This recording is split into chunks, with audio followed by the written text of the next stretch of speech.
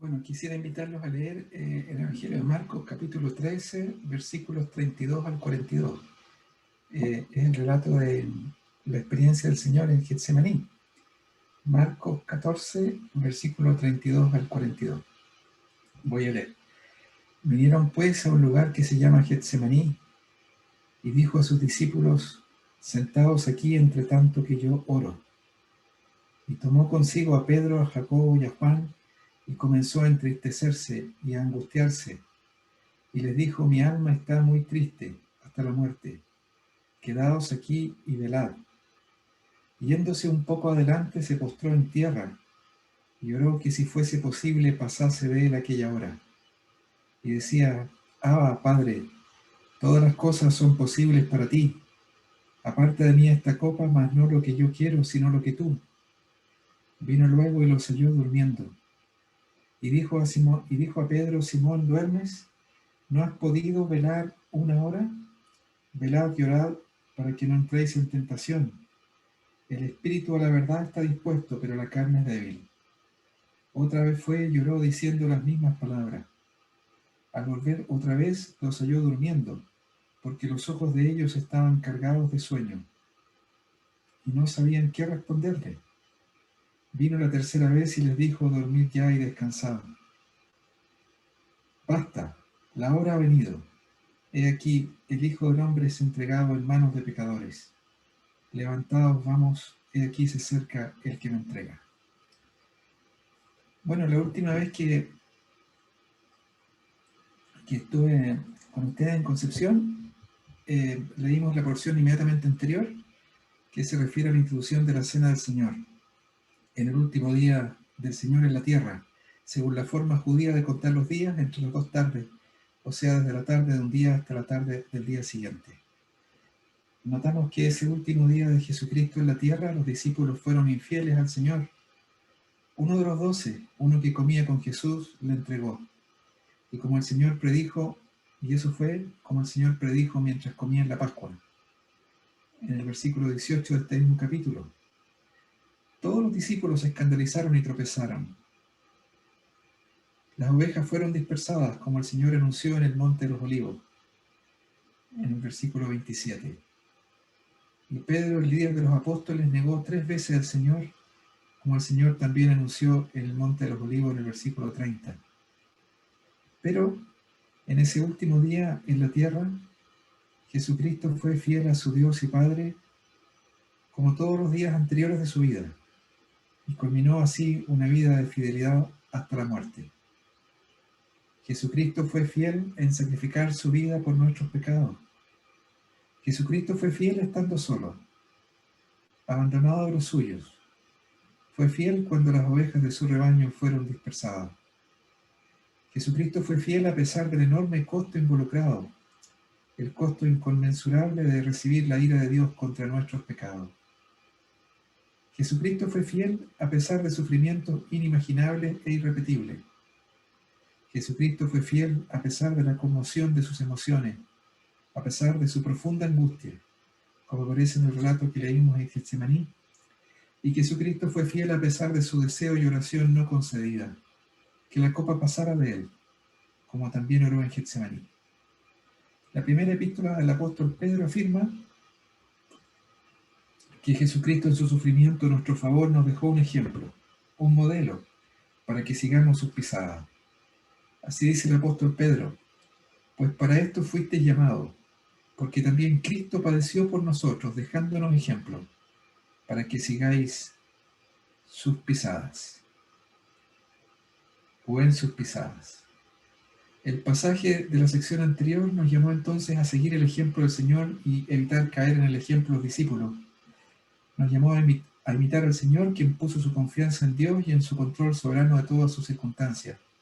Y en esa confianza fue fiel hasta la muerte, aún en la muerte más terrible que hombre alguno haya debido enfrentar. Y evitar repetir el error de los discípulos, que les confiaron en sí mismos y fracasaron, siendo infieles en la hora en que fueron probados. Y el pasaje que acabamos de leer hoy de Getsemaní nos dice que la oración es la experiencia de nuestra dependencia de Dios, y nos llama entonces a velar en oración para ser fieles al Señor. Quiero anotar entonces con ustedes tres cosas. Uno es el imperativo o el mandamiento. Quedaos aquí y velad, velad y orad para que no entréis en tentación, dice el Señor en el versículo 38. También quiero mirar el ejemplo de la oración del Señor, en el versículo 36. Abba, Padre, todas las cosas son posibles para ti. Aparta de mí esta copa, mas no lo que yo quiero, sino lo que tú. Y en tercer lugar, quiero mirar la explicación. El espíritu a la verdad está dispuesto. La explicación del mandamiento. El espíritu a la verdad está dispuesto, pero la carne es débil. En el verso 38. Entonces paso a mi primer punto. El imperativo o el mandamiento, velad y orad para que no entréis en tentación. Repetido 2 veces en el versículo 34 y en el versículo 38. Bueno, después de comer la Pascua y de instituir la cena del Señor, el Señor se dirige a Getsemaní, un lugar en la ladera occidental del Monte de los Olivos, justo cruzando el Valle del Cedrón desde Jerusalén. Eso dice el verso 26. La palabra traducida lugar es la palabra griega jorión y se refiere a un área de terreno sin una casa construida, un campo. El Evangelio de Juan lo describe como un huerto. El Evangelio de Juan, capítulo 18, verso 1, dice: habiendo dicho Jesús estas cosas, salió con sus discípulos al otro lado del torrente de Cedrón, donde había un huerto, en el cual entró con sus discípulos. Además, en el Evangelio de Juan, Jesús entró en ese huerto. Entonces era un lugar amurallado y tenía una entrada. Habría muchos huertos de olivos en el Monte de los Olivos, como todavía hoy hay muchos olivos. Y habrían presas de olivos en los huertos donde crecían esos olivos. Digo esto porque el nombre Getsemaní proviene del hebreo Gat Shemané, presa de olivos. Eso significa Getsemaní. Presionaban los oídos, los trituraban para producir aceite. Durante la cena pascual, el Señor había hablado de ser traicionado y abandonado. Pero el tiempo de Getsemaní es una pausa, es un periodo quieto, y este tiempo de quietud y pausa es un don de Dios ante la tempestad que se aproxima. El Señor tiene plena conciencia de las cosas que se avecinan sobre él. Antes, el Señor se había referido a este momento de su muerte en una forma algo distante. El Señor habló en tercera persona. El Señor había hablado de los sufrimientos del Hijo del Hombre, como de una tercera persona. Pero ahora está profundamente conmovido por su conocimiento de su destino que viene sobre él. Y el versículo 33 nos dice que Jesús comenzó a entristecerse y a angustiarse. La palabra entristecerse es exambeo, que describe un estado emocional intenso debido a algo que causa gran sorpresa o perplejidad. Se refiere a la emoción de estar abrumado, alarmado, angustiado, sobrepasado, agobiado. Jesús comenzó a abrumarse, a agobiarse, y contiene un elemento de temor. Pero el estupor de Jesús no se debe a algo que él hubiera visto ya, se debe a la perspectiva de lo que viene sobre él en breve.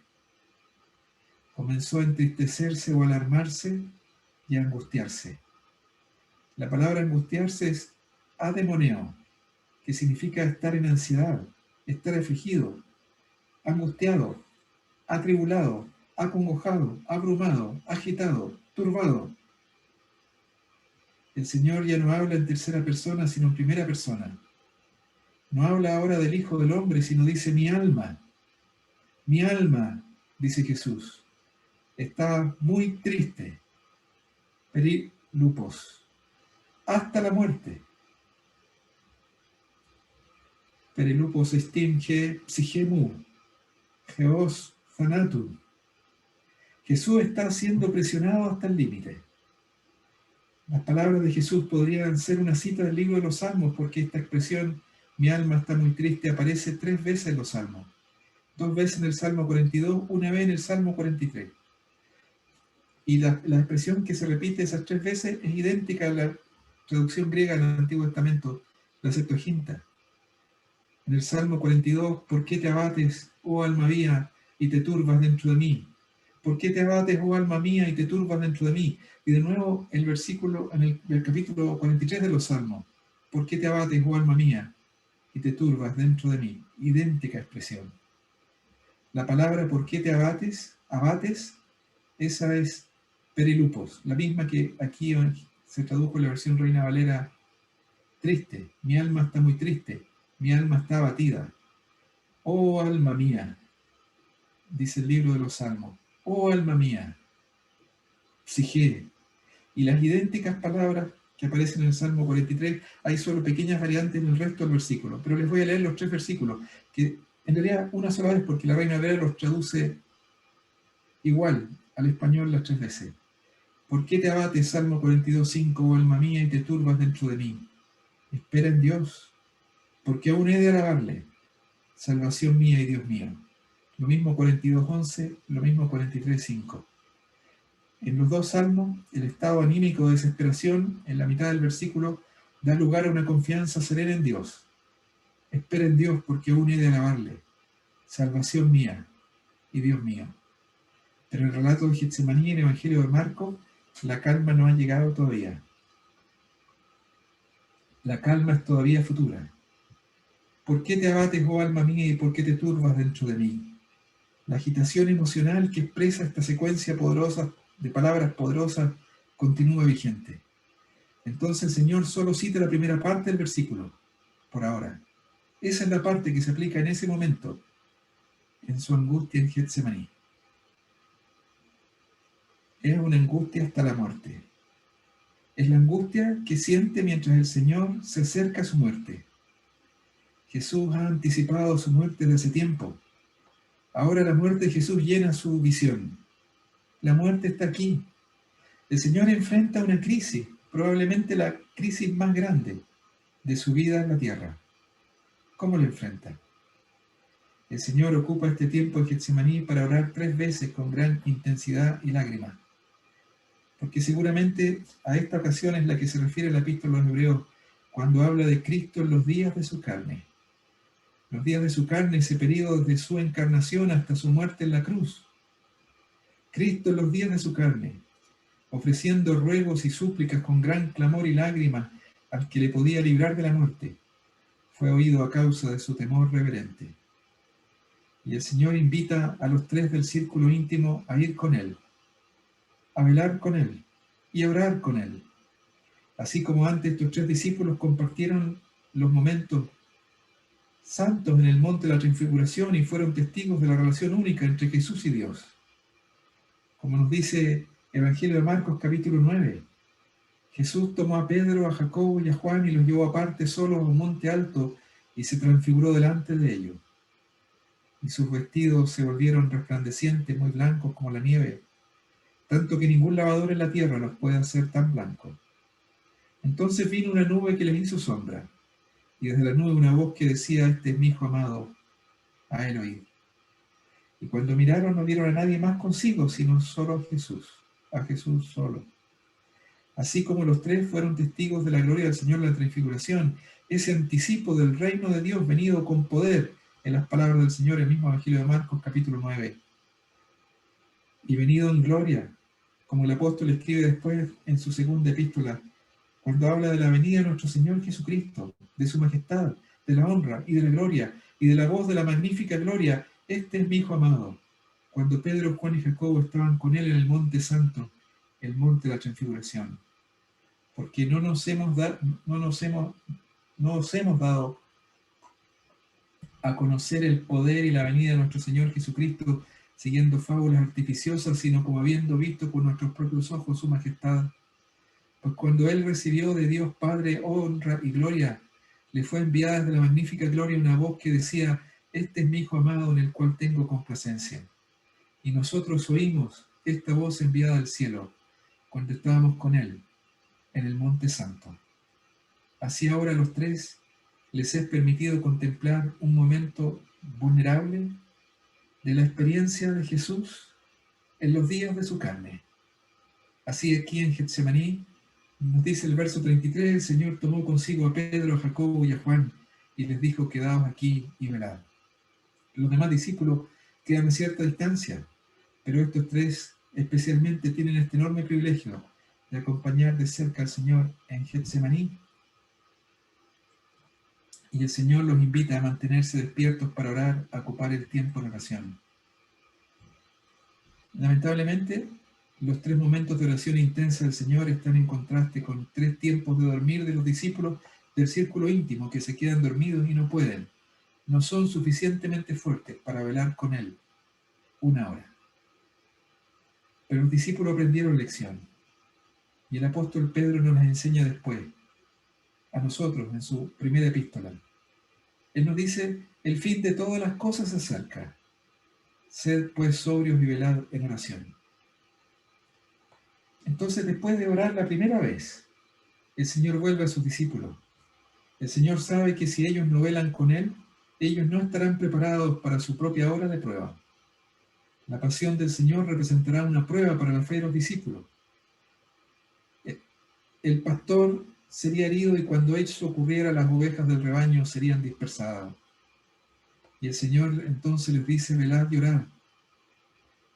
Y este es entonces también el imperativo para nosotros, como nos fue transmitido por los apóstoles del Señor, como nos fue dicho por Pedro, en las palabras que cité, el fin de todas las cosas se acerca, sed pues sobrios y velad en oración.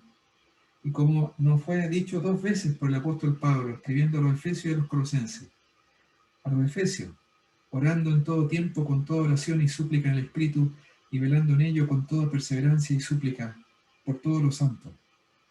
Perseverad en la oración a los Colosenses, velando en ella con acción de gracia, orando también al mismo tiempo por nosotros. Entonces velad y orad. Ese es el primer punto. Paso al punto 2, la oración del Señor. El Evangelio de Marcos ha mencionado 2 veces las oraciones de Jesús. La primera vez fue al comienzo de su ministerio, en el capítulo 1, cuando levantándose muy de mañana, siendo muy oscuro, salió y se fue a un lugar desierto, y allí oraba. Levantándose muy de mañana, siendo muy oscuro, salió y se fue a un lugar desierto, y allí oraba. Y la segunda ocasión, en el capítulo 6, después de alimentar a los 5.000 y de embarcar sus discípulos para que pasaran a la otra orilla del mar de Galilea, subió solo al monte a orar. Enseguida hizo su discípulo en esa ocasión entrar a la barca e ir delante de él a Betsaida, en la otra ribera, entre tanto que él despedía a la multitud, y después que lo hubo despedido se fue al monte a orar. Pero ahora por primera vez en el Evangelio de Marcos se nos permite oír el contenido de su oración. De nuevo, antes en el Evangelio de Marcos hemos oído 2 veces la voz de Dios el Padre, una vez hablando a su Hijo y en otra vez sobre su Hijo. La primera ocasión fue la ocasión del bautismo de Jesús. En esa ocasión Dios habló en Marcos directamente a su Hijo. Tú eres mi Hijo amado, en ti tengo complacencia. Y la segunda vez, con motivo de la transfiguración en el monte, la voz desde la nube dijo a los mismos 3 discípulos, en el monte santo, este es mi Hijo amado, a él oíd. Pero nunca antes en el Evangelio de Marcos hemos oído la voz del Hijo dirigida a su Padre. Y este pasaje nos permite entrar en la intimidad de esa relación misteriosa y gloriosa, la relación entre las personas divinas del Hijo y del Padre. El Señor se adelanta un poco. Se mantiene una distancia en que Pedro, Jacobo y Juan puedan oírlo y puedan ser testigos de su oración. ¿Cuánto vieron, cuánto oyeron antes de caer vencidos por el sueño? No sabemos. Pero el hecho de que el contenido de la oración de Jesús esté registrado en el Evangelio sugiere que no cayeron dormidos inmediatamente. Esto no es conclusivo, sin embargo, porque también es posible que Jesús mismo les hubiera contado sobre su experiencia de Getsemaní en sus reuniones posteriores a su resurrección. Pero Jesús se adelanta un poco y se postra en tierra. Se postró en tierra, literalmente se lanzó a tierra. El verbo picto, que significa caer, lanzarse a tierra, como una señal de devoción o de humildad delante de Dios, y especialmente cuando uno se acerca con una petición. Mateo dice que cayó sobre su rostro. No es una postura habitual para la oración. La postura excepcional de Jesús subraya la profundidad de sus emociones. Oró que si fuese posible pasase de él aquella hora. El término la hora aparece de nuevo en 14:41, el mismo pasaje que hemos leído, Vino la tercera vez y les dijo: dormid ya y descansad, basta, la hora ha venido. Aquí pide que pase de él aquella hora, y en el versículo 41, la hora ha venido, he aquí el Hijo del Hombre es entregado en manos de pecadores. Entonces, claro que la oración de Jesús no fue concedida como la pidió Jesús. La hora ha venido, la hora no pasó de Jesús. Si es posible, dije Jesús, pero las predicciones anteriores que el mismo Señor había hecho indican que no era posible, porque las Escrituras debían cumplirse, porque todo lo que las Escrituras decían respecto del Hijo del Hombre tiene cumplimiento, porque la palabra de Dios no puede fallar. En el versículo 35, el evangelista describe describiendo como en lo que se llama discurso indirecto, la oración del Señor, que si fuese posible pasase de él aquella hora. Pero ahora en el versículo 36 oímos las palabras mismas dichas por el Hijo de Dios, postrado en tierra, delante de su Dios y Padre. Abba, Padre. Abba es arameo, transliterado al griego, Abba.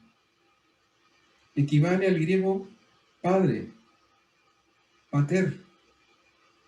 Dirigirse a Dios como Padre no era la práctica judía, pero era característico de Jesús e indica esa relación íntima que Jesús tenía con su Dios y Padre. El arameo Abba, entre paréntesis, no tiene un sentido infantil, como en los labios de un infante que apenas balbucea, como algunos sugirieron inicialmente. Eran estudios que se hicieron que no fueron muy buenos de palabras, se encontró después que era erróneo. El arameo Abba no tiene ese sentido infantil, pero transmite la intimidad respetuosa de un hijo a su padre. Abba indica intimidad e indica también respeto reverente. El apóstol Pablo introdujo sorprendentemente después el mismo término como una señal de la relación sorprendente y hasta la venida de Jesús y su muerte y su resurrección inadmisible de un creyente individual con su Dios. En Romanos 8 nos dice: no habéis recibido el espíritu de esclavitud para estar otra vez en temor, sino que habéis recibido el espíritu de adopción por el cual nosotros clamamos, Abba, Padre. Idénticas palabras en el griego, Abba, Jo, Pater. Y en Gálatas 4, por cuanto sois hijos, Dios envió a vuestros corazones el espíritu de su Hijo, el cual clama, Abba, Padre. De nuevo las mismas palabras. Así que ya no eres esclavo, sino hijo, y si hijo, también heredero de Dios por medio de Cristo. Jesús es el Hijo, y Jesús es el Hijo obediente a su Padre. Esa relación es sagrada y preeminente. El pasaje subraya la devoción y la fidelidad del Hijo al Padre frente a sus sufrimientos inéditos y a una muerte horrible. La sumisión de Jesús a su Dios y Padre es suprema y está en contraste con los discípulos, quienes a pesar de sus promesas anteriores tropezarán a la primera dificultad. Y Jesús dice: todas las cosas te son posibles. Todas las cosas son posibles para Dios. Entonces, ¿es posible que la copa pase de Jesús? O en las palabras de la escritura de los Hebreos, oró al que le podía librar de la muerte. Era poderoso para librarle de la muerte. Pero suponer que porque Dios puede conceder nuestras oraciones, que por eso Dios lo hará, esto es presunción. Y ello no nos corresponde a nosotros. Ni siquiera Jesús, el Hijo de Dios, supuso que porque Dios podía responder afirmativamente su oración tal como Él la pedía, necesariamente Dios decidiría hacerlo. Ni siquiera Él lo supuso así. Jesús dice: aparta de mí esta copa. Y a pesar de ello, Jesús expresa claramente, nítidamente su petición: aparta de mí esta copa. Aparta de mí esta copa. Jesús expresa la convicción que Dios controla todos los eventos de su vida. Jesús está horrorizado por la perspectiva de la copa.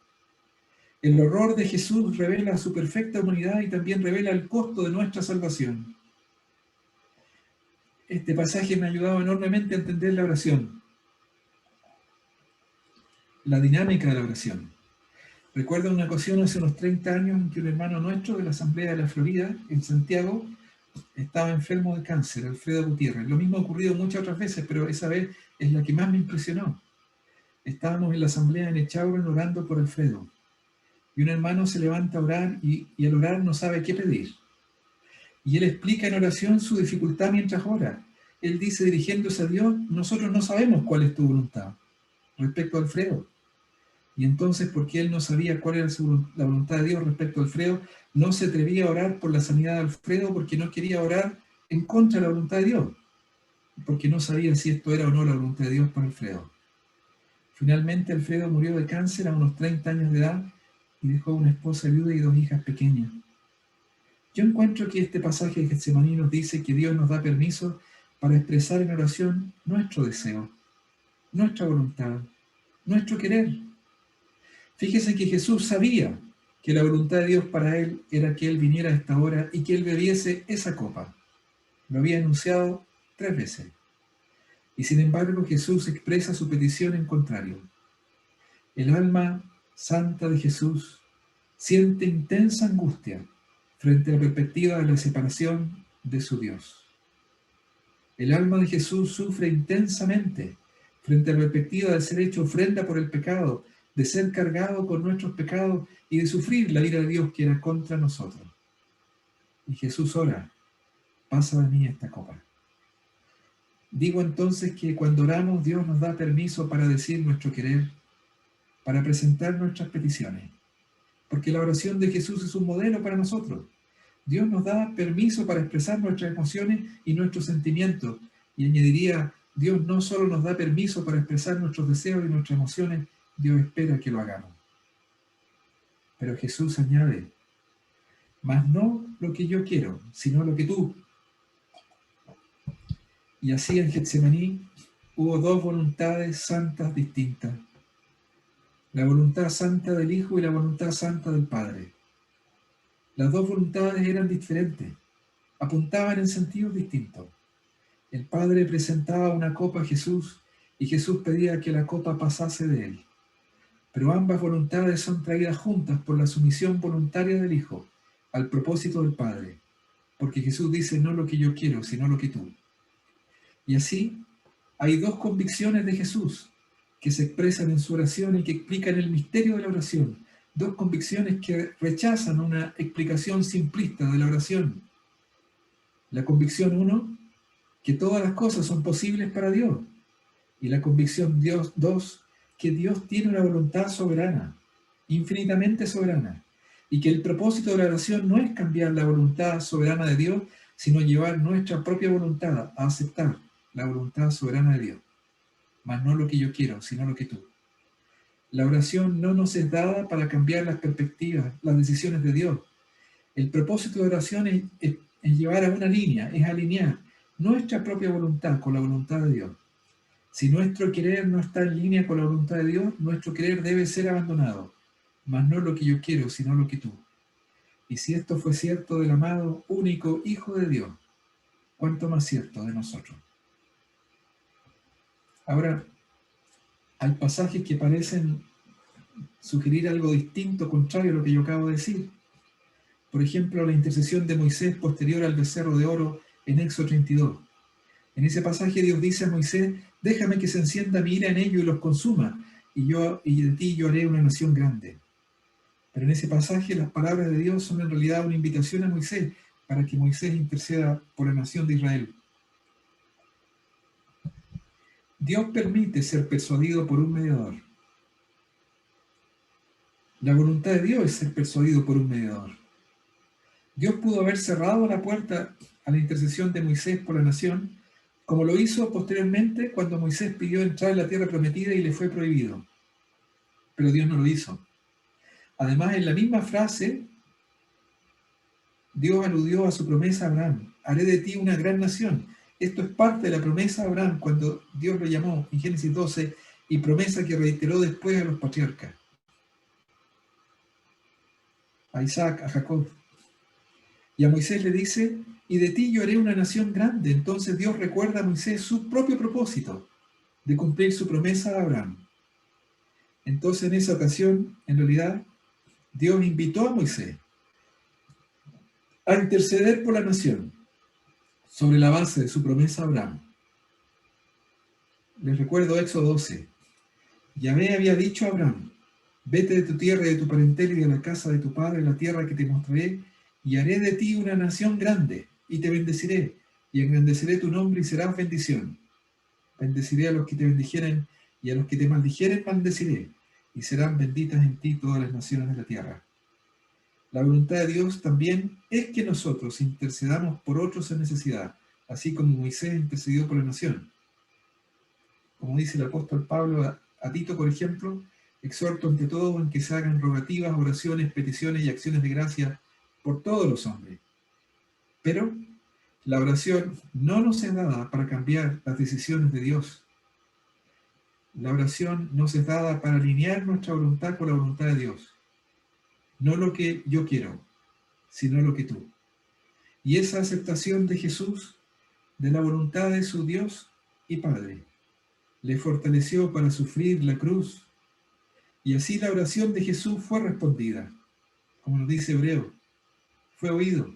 Al que le podía librar de la muerte fue oído, a causa de su temor reverente. La oración de Jesús fue respondida, digo, no como Jesús lo deseó inicialmente, pero fue respondida. La copa no fue quitada de Jesús. Jesús sufrió y Jesús murió. Pero Jesús resucitó fuera de la muerte. Y así fue oído. Fue librado de la muerte en resurrección. Resucitó repleto de gozo. Obtuvo el gozo que fue puesto delante de él. Y resucitó repleto de gloria. Y en esa misma voluntad perfecta de su Dios, resucitó no solo. El grano de trigo cayó en tierra y murió y llevó mucho fruto. Resucitó llevando con él muchos hijos a la gloria. No mi voluntad, sino la tuya. Paso al tercer punto. La explicación que el Señor da para la necesidad de orar y velar. El espíritu está dispuesto, pero la carne es débil. Es un contraste entre el espíritu y la carne. La palabra carne en este evangelio y en ninguno de los evangelios, la palabra carne en los evangelios no tiene el mismo sentido teológico que en las epístolas del apóstol Pablo. Carne en las epístolas de Pablo es pecaminosa, es carne caída. Aquí es solo debilidad. Como Adán en inocencia era débil porque era criatura, la debilidad humana, la debilidad de la criatura. Por eso el Evangelio de Juan dice que el verbo fue hecho carne. No hay ni un pensamiento ahí de pecado. El pensamiento es de un ser humano. Es la humanidad que asumió. La carne es débil, incluye la debilidad física, que impidió a los discípulos mantenerse despiertos. Pero también incluye el instinto de autopreservación que motivó a los discípulos a huir cuando el Señor fue arrestado. Y ese instinto en sí mismo no es pecaminoso, pero debe ser controlado, porque la lealtad al Señor es más importante que salvarle esta vida. Ahora el Señor dice: el Espíritu está dispuesto. Fíjense que en el Evangelio de Marcos, estas tres discípulos aquí, del círculo íntimo a quienes el Señor invitó a compartir con él su experiencia en Getsemaní, estos tres habían manifestado en forma especial su disposición a compartir los sufrimientos de Jesús.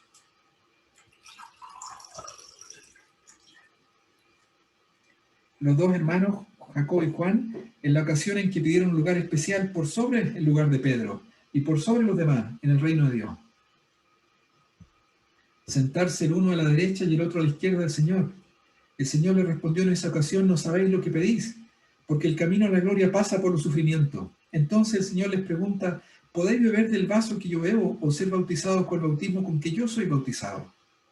Y ellos, que no sabían lo que pedían, cuando pidieron sentarse a los lados del Señor en su gloria, tampoco supieron lo que respondieron a la pregunta del Señor, porque dijeron: podemos beber de tu vaso y podemos ser bautizados con tu bautismo.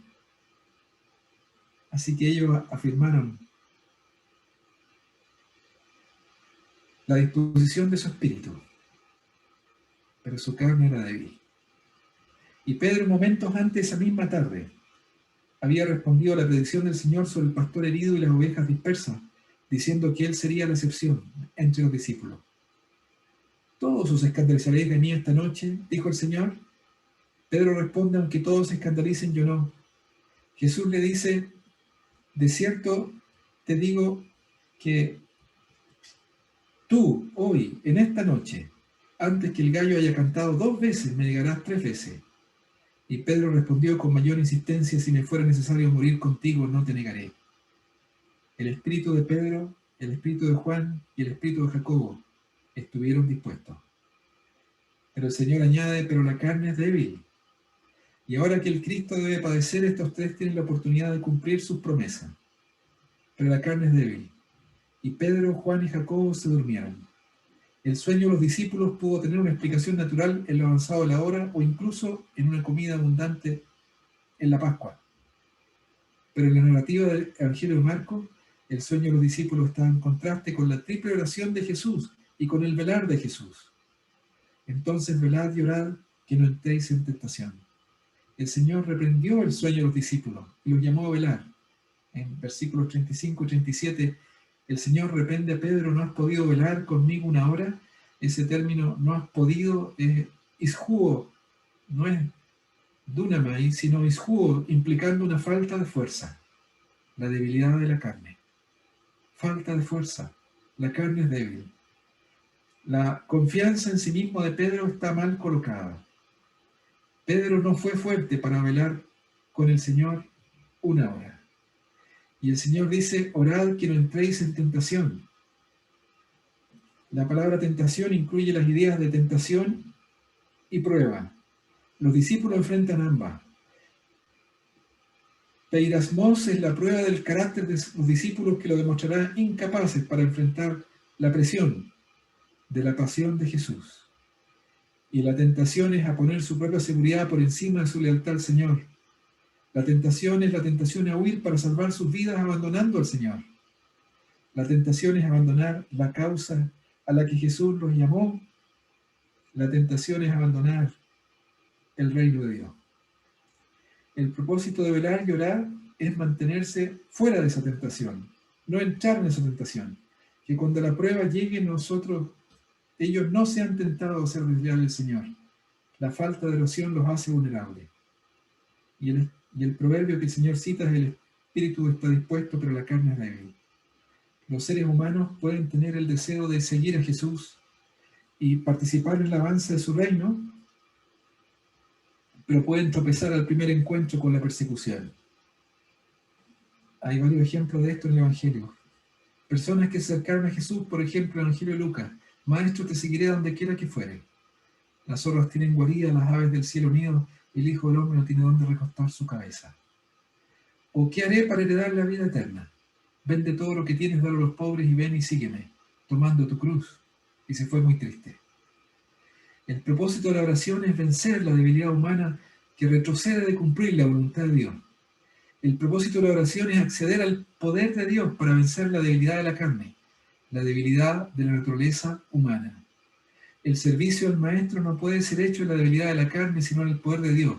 Y la razón que la oración es necesaria es que nuestra carne es débil. Y la oración es la expresión de nuestra dependencia del poder de Dios. El espíritu está dispuesto, pero la carne es débil. ¿Se aplican estas palabras a la experiencia de nuestro Señor en los días de su carne? ¿La carne es débil? ¿Será cierto de Jesús el Cristo? Quiero hablar aquí con sumo cuidado y reverencia, porque es terreno santísimo. Pero la Biblia habla de nuestra humana debilidad. Y en referencia a la muerte del cuerpo, la Biblia dice: se siembra en debilidad. Y respecto a la experiencia de Jesús, el apóstol Pablo afirmó que Jesucristo fue crucificado en debilidad. 2 Corintios 13 dice: porque aunque fue crucificado en debilidad, vive por el poder de Dios. En ese pasaje de 2 Corintios, el apóstol contrasta la debilidad de los días de la carne de Jesús con el poder de Dios exhibido en su vida de resurrección de gloria. Hay una diferencia entre la humanidad de los días de su carne y su humanidad glorificada. Los días de su carne están para siempre atrás. Vive por el poder de Dios, un cuerpo de gloria. No se cansa, no tiene hambre, no tiene sed. No está sujeto a la debilidad de la carne. Entonces pienso que estas palabras también fueron ciertas en la experiencia de Jesús, en los días de su carne. Nuestra humana debilidad sin pecado, Cristo crucificado en debilidad. Quiero que piensen en dos expresiones que el Señor dice. En el Evangelio de Juan capítulo 12, Él dice: ahora está turbada mi alma. ¿Y qué diré? Padre, sálvame de esta hora, mas para esto he llegado a esta hora. ¿Qué diré? Padre, sálvame de esta hora, mas para esto he llegado a esta hora. Y sin embargo, aquí en Getsemaní, en mortal angustia, Jesús dice: pasa de mí esta hora.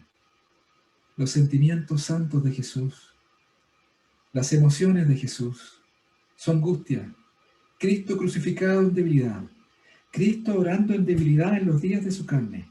Con temor y reverencia digo, el Espíritu está dispuesto. ¿Qué diré, Padre, sálvame de esta hora? Mas para esto he llegado hasta ahora. El Espíritu de Jesús dispuesto. ¿Qué diré? Sálvame de esta hora, mas para esto he llegado hasta ahora. Y con temor y reverencia digo, mas la carne es débil. Padre, aparta de mí esta copa. Debilidad no es pecaminosa. Hay una debilidad que es debilidad santa, la debilidad de la criatura, sin pecado. Y la forma de vencer la debilidad de la carne es decir: Padre, aparta de mí esta hora, pero no lo que yo quiero, sino lo que tú. Ahora te pregunto, si estas palabras fueron ciertas de el Señor en los días de su carne, y si fueron ciertas de los apóstoles, ¿no serán ciertas de ti y de mí? Antes, en el Evangelio de Marcos, capítulo 13, Jesús habló de que el reino de los cielos es como un hombre que, yéndose lejos, dejó su casa y dio autoridad a sus siervos, y al postero mandó que velase. Y les dijo, para que cuando venga no os halle durmiendo. Y terminó esa parábola diciendo: lo que vosotros digo, a todos digo, velad. Velad. En el Evangelio de Marcos, capítulo 13, esa parábola es una referencia a la venida escatológica del Señor. Debemos orar que seamos hallados fieles. Ahora, en el libro de los Hechos, los discípulos oran de una forma que representa esta oración por la debilidad de la carne. Hay un ejemplo de la oración que ellos debían orar, a que el Señor los invitó a orar, y la oración que nosotros debemos orar también. La oración de la iglesia temprana fue en el contexto de la persecución que sufrieron por causa del nombre de Cristo. Los apóstoles Pedro y Juan acababan de ser amenazados de que no continuaran hablando más en el nombre de Jesús. Y esta es su oración de Hechos capítulo 4. También debe ser nuestra oración. Ellos, habiéndolo oído, alzaron unánimes la voz a Dios y dijeron: soberano Señor, tú eres el Dios que hiciste el cielo y la tierra, el mar y todo lo que en ellos hay, que por boca de David tu siervo dijiste: ¿por qué se amotinan la gente? Y los pueblos piensan cosas vanas. Se unieron los reyes de la tierra y los príncipes se juntaron en uno contra el Señor y contra su Cristo. Porque verdaderamente se unieron a esta ciudad contra tu santo Hijo Jesús, a quien ungiste, el Mesías. Herodes y Poncio Pilato con los gentiles y el pueblo de Israel, para hacer cuanto tu mano y tu consejo habían antes determinado que sucediera. Y ahora, Señor, mira sus amenazas, mira la oración. Esta es la oración debido a nuestra humana debilidad. Y ahora, Señor, mira sus amenazas y concede a tus siervos que con todo de nuevo hablen tu palabra. Porque la tendencia natural de nuestra carne es rehuir la persecución. Eso es la tendencia natural, es nuestro instinto de autopreservación. Ahora, Señor, mira sus amenazas y concede a tus siervos que con todo de nuevo hablen tu palabra, mientras extiendes tu mano para que se hagan sanidades y señales y prodigios mediante el nombre de tu santo Hijo Jesús. Y esta es la respuesta a la oración que tuvo la iglesia primitiva. Cuando hubieron orado, el lugar en que estaban congregados tembló y todos fueron llenos del Espíritu Santo y hablaban con denuedo la palabra de Dios. Esta también es la oración que el apóstol Pablo pide varias veces que oren por él, para que con denuedo hable de Cristo, como debo hablar. Porque nuestra humana debilidad puede restringirnos, retraernos de hablar de Cristo, como debemos hablar. Y así los apóstoles en el libro de los Hechos fueron como los santos del Antiguo Testamento, que sacaron fuerzas de debilidad. Hebreos 11 dice: apagaron fuego impetuoso, evitaron filo de espada, sacaron fuerzas de debilidad, Se hicieron fuertes en batalla, pusieron en fuga ejércitos extranjeros. El Señor bendiga su palabra a cada corazón, que podamos considerar el mandamiento del Señor, velar y orar, su ejemplo. Padre, todas las cosas te son posibles. Aparte de mí esta hora, mas no lo que yo quiero, sino lo que tú. Y que también consideremos la razón de esto. Nuestra naturaleza humana es débil. Y fíjense que nosotros tenemos una razón añadida, una razón que el Señor no tuvo. Nuestra naturaleza humana no es solo débil, sino es también caída. No ha sido redimida todavía. En nosotros está esa tendencia al pecado aún, porque falta la redención del cuerpo. Entonces, ¿con cuánto mayor razón? La carne es débil. El espíritu está dispuesto, pero la carne es débil.